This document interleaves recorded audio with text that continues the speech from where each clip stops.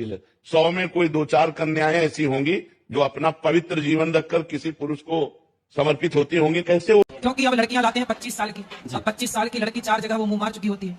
आपने वीडियो देखा कि प्रेमानंद जी महाराज ने और अनिरुद्धाचार्य जी हैं, उन्होंने एक लाइन कही, रिसेंटली मीडिया में वायरल हुई है कि वैश्या को वैश्या ना कहें तो क्या कहें। और इसी लाइन पे पूरा कंट्रोवर्सी हो रही है। पहले उन्होंने कहा था कि प्रेमानंद जी ने भी कहा था कि जैसे हर एक क्लिप में आपने देखा होगा कि उन्होंने लड़कों को भी कहा, लड़कियों को भी कहा। हर एक सेंटेंस में उन्होंने सेम सेंटेंस लड़कों के लिए भी यूज़ किया है, लड़कियों के लिए भी यूज़ किया है, मेन के लिए भी किया है, वुमेन्स के लिए भी किया है। पर जो है, कुछ लोगों ने क्या किया कि लड़कियों वाली क्लिप्स सिर्फ कॉपी पेस्ट करी, कट पेस्ट करी, और उसके बाद जो है उसको ऐसा पोर्ट्रे किया कि सिर्फ उन्होंने लड़कियों के लिए बोला है, और फिर इस पर मोस्ट ऑफ दी लड़कियां जो हैं वो भड़क गई। सो इसी बारे में बात करेंगे कि ऐसा हुआ क्यों। सो प्रॉब्लम क्या है कि बात तो उन्होंने सही कही है कि देखो, आजकल मोस्टली जिसके भी देखोगे आप कॉलेज में, आप अपने ही कॉलेज में नोटिस करोगे या दूसरों के भी करोगे अच्छी अच्छी सिटीज़ में, कि सबके आजकल 2-4 बॉयफ्रेंड, 2-3-4 बॉडी काउंट एकदम नॉर्मल सी बात हो गई है, जैसे कि मतलब कोई वही नहीं। और लॉयल्टी जैसी बेयर मिनिमम चीज़ को ऐसा लोगों ने हाइप कर रखा है कि जैसे क्या जो चीज़ है, अगर कोई मतलब कोई बंदा बंदी लॉयल दिख जाते हैं तो उसका लोग उसको अलग ही नज़रों से देखते हैं कि इनका तो अलग है भाई, इनका ऐसे है, इनका वैसे है, जबकि बेयर मिनिमम चीज़ें हैं ये। तो ये मेरा तो मानना ये है कि प्रॉब्लम है कि आजकल ऐसा क्यों होने लग गया। आजकल जैसे सबके ही साथ ऐसा क्यों होने लग गया, सबके ब्रेकअप बहुत अचानक से बहुत ज़्यादा ब्रेकअप बढ़ गए हैं, पैचअप बढ़ गए हैं, अचानक से मल्टीपल बॉडी काउंट्स लोगों के होने लग गए हैं, मल्टीपल रिलेशनशिप्स में लोग एक साथ कई टाइम एट अ टाइम या तो रहते हैं, या तो मल्टीपल साइमल्टेनियसली एक ही टाइम पे रहते हैं। तो ऐसा हो क्यों रहा है? तो जहाँ तक मेरी समझ है, देखो, सबका कभी ना कभी एक फर्स्ट टाइम रिलेशनशिप होता है। तो सबका, जैसे कि कोई लड़की है या कोई लड़का है, मैं इन जनरल बात करूँगा, सबका कभी ना कभी फर्स्ट टाइम होता है। अब जैसे आप स्कूल टाइम में हो, अगर सपोज किया जाए, मैं दो साइड लेके चलता हूँ कि आपका मोस्टली क्या है कि पहले 9, 10, 11, 12 में ये चीज़ें कॉमन नहीं थी, पर अब कॉमन हो गई हैं। तो फर्स्ट केस मैं बात करूँगा कि 9, 10 में जिसका रिलेशनशिप, या 11, 12 में 9 to 12 के बीच में जिसका स्टार्ट होता है, तो उसके साथ क्या होता है? उसके साथ होता ये है कि जैसे, और दूसरा केस ये है कि जैसे कॉलेज में स्टार्ट होता है तो उसका क्या रिलेटेड है, या लॉन्ग डिस्टेंस है तो क्या रिलेटेड है। सो फर्स्ट केस में हम बात करेंगे पहले कि जैसे स्कूल में हो आप, 9, 10, 11, 12 में आपको किसी के साथ कुछ हुआ, लव हुआ या जो भी है, आपका रिलेशनशिप स्टार्ट होता है। अब शुरू में आपका फर्स्ट फर्स्ट लव होता है, पहला पहला प्यार होता है, तो बहुत अच्छा चल रहा होता है, दोनों साइड से चीज़ें जेन्युइन होती हैं। और इन द बिगनिंग, नोट करिएगा इस बात को, इन द बिगनिंग दोनों साइड से चीज़ें बहुत बढ़िया होती हैं। फिर उसके बाद होता क्या है कि आप, कोई भी बंदा हो चाहे बंदी हो, कॉलेज में जाते हो, मान लो कोई अलग अलग कॉलेज में गए, अगर सेम कॉलेज में जा रहे हैं तो फिर तो वो सेकंड वाला केस हो गया। अगर मैं पहले बात करूंगा कि अलग अलग कॉलेज में जा रहे हैं, तो अलग अलग कॉलेज में जाते हैं तो होता क्या है कि आपका एक तरीके से लॉन्ग डिस्टेंस हो जाता है। तो फिर या तो मतलब जैसे कि लड़की है या वो लड़का है, अब वो दोनों की अपनी अपनी थोड़ी थोड़ी अलग अलग लाइफ हो जाती है। और मान लो कोई, दोनों एक दूसरे के लिए बहुत लॉयल हैं, कॉलेज में जाते हैं, तो किसी ना किसी एक का दिमाग, मोस्टली केसेस में मैं कहूँगा कि लड़कियों का दिमाग, क्योंकि क्योंकि उनके पास चॉइसेस ज़्यादा होती हैं। मैं ऐसा नहीं कह रहा हूँ कि लड़के नहीं करते हैं, पर मोस्ट केसेस में लड़कियां ऐसा करती हैं क्योंकि उनके पास चॉइसेस ज़्यादा होती हैं। अब ये उनकी गलती नहीं है, नेचर ने ऐसा बनाया, उनके पास चॉइसेस ज़्यादा होती हैं। चॉइसेस उनको देता कौन है? मैं और आप। सो उनके पास चॉइसेस ज़्यादा होती हैं, तो होता क्या है कि उनको मल्टीपल ऑप्शंस दिखते हैं, बेटर ऑप्शन दिखते हैं, कोई सामने से उनके लिए अवेलेबल रहता है, इमोशनली, फिजिकली, मेंटली। आपका थोड़ा भी कुछ फाइट होता है, कुछ झगड़ा होता है, कोई ऐसा मैच्योरिटी नहीं होती, या फ्यूचर एक दूसरे के साथ नहीं देख रहे होते हो, या गोल ओरिएंटेड, फ्यूचर ओरिएंटेड नहीं होते हो, तो एक दूसरे में कमियां दिखने लग जाती हैं। उसकी वजह से बहुत ज़्यादा फाइटिंग वाइटिंग होती है फिर। लेकिन फाइटिंग देखो हर रिलेशनशिप में कॉमन है, पर जहाँ किसी थर्ड पर्सन की वजह से या कोई और अच्छा लग रहा है उस वजह से फाइटिंग स्टार्ट होती है, तो वहाँ फिर इशू आ जाता है।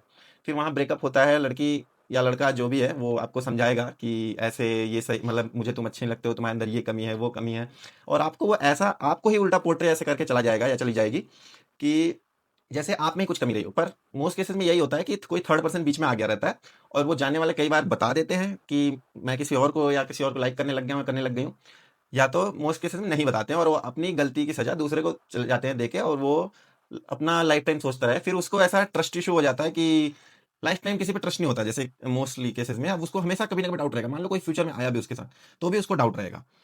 और दूसरा यही केस है कि मान लो कॉलेज में, जैसे आप कॉलेज में हो, अब कॉलेज में आपका रिलेशनशिप है, वो बहुत बढ़िया चल रहा है, सब कुछ बढ़िया चल रहा है। मान लो आप गए किसी के साथ, आपको रिलेशनशिप में आप किसी के साथ आए।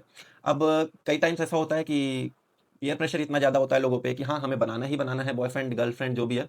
तो वो क्या करते हैं कि मतलब अपना उनको चाहे तो उनको जो मतलब हमेशा से चाहिए था वो मिला हो या ना मिला हो वो बना लेते हैं, जो भी उनको मिल रहा होता है कि हाँ ठीक है। कुछ लोग पहले से इतने मैच्योर होते हैं कि ठीक है जो मिल रहा है तो वो फिलहाल देखते हैं, फिर बाद में देख लेंगे, ब्रेकअप हो जाएगा, उतनी बड़ी बात नहीं है, आगे देख लेंगे, कोई अच्छा मिला तो स्विच कर लेंगे।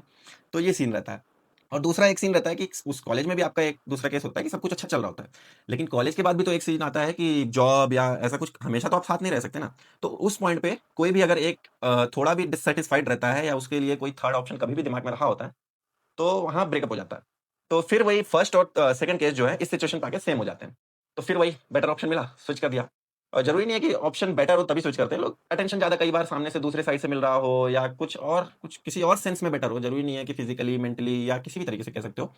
सो ये सीन होता है। अब इसकी वजह से क्या है कि एक ये लूप साइकिल बन गई है। पहले चाहे लड़की ने किया या लड़के ने किया, अब उसका जो है देखो, किसी का नेचर इतना जल्दी नहीं बदलता।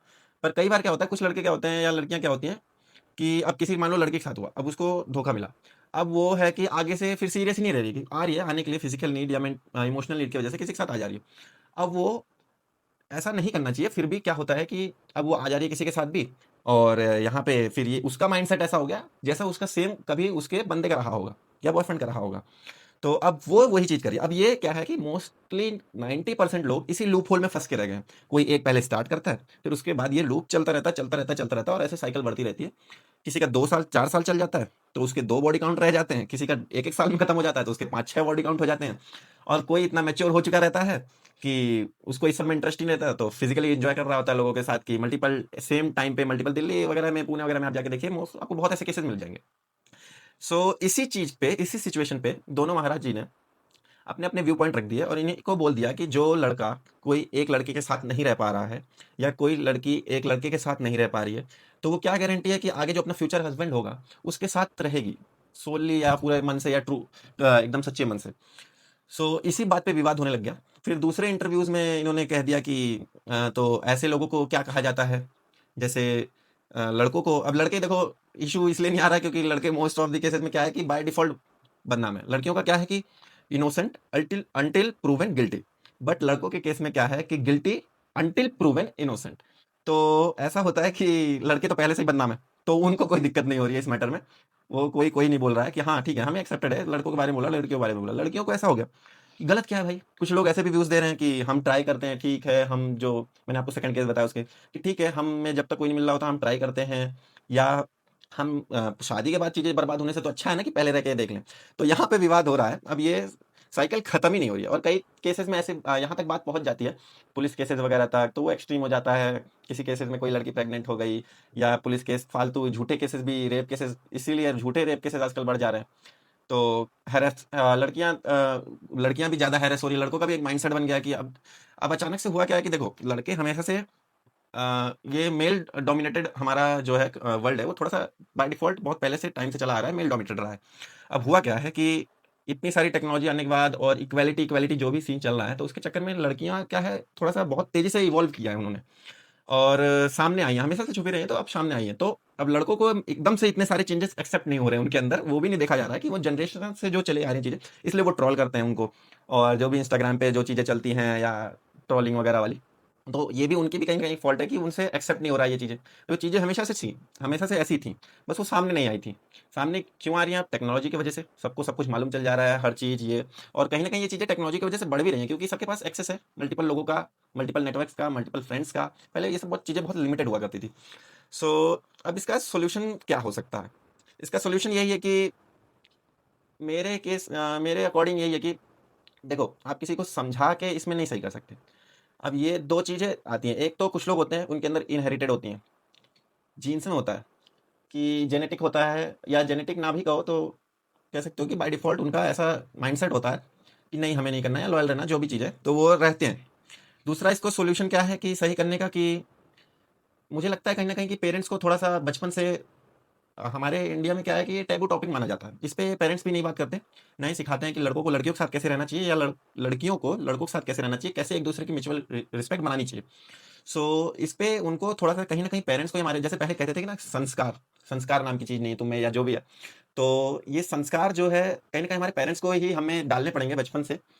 तो ये थोड़ा सा टाइम लगी ये चीज़ें सुधरने में, लेकिन कहीं ना कहीं पेरेंट्स की वजह से ही सुधर पाएंगी। और कोई इसका तरीका नहीं, आप किसी को समझा के या जबरदस्ती नहीं रोक सकते। अपने कॉन्सेप्ट, अपने थिंकिंग, अपना माइंडसेट किसी पे जबरदस्ती, चाहे लॉयल्टी वाला ही हो, चाहे चीटिंग वाला ही हो। चीटिंग वाले लोग समझते हैं कि हम क्या कर रहे हैं तो कॉमन है, दुनिया ऐसी है, एंजॉय करो, ऐसा वैसा। लॉयल वाले कहते हैं हमारे साथ ऐसा क्यों हुआ, ये लोग लॉयल क्यों नहीं रहते, मुझे समझ नहीं आता लोगों को क्या मजा आता है ऐसा 3-4 लोगों के साथ करने में। सो दोनों के अपने-अपने कॉन्सेप्ट है और दोनों एक दूसरे पे थोप नहीं सकते हो। अब ये आप अपने कमेंट्स और सजेशन वीडियो के कमेंट में कमेंट डाउन कर सकते हैं। So thank you so much for watching.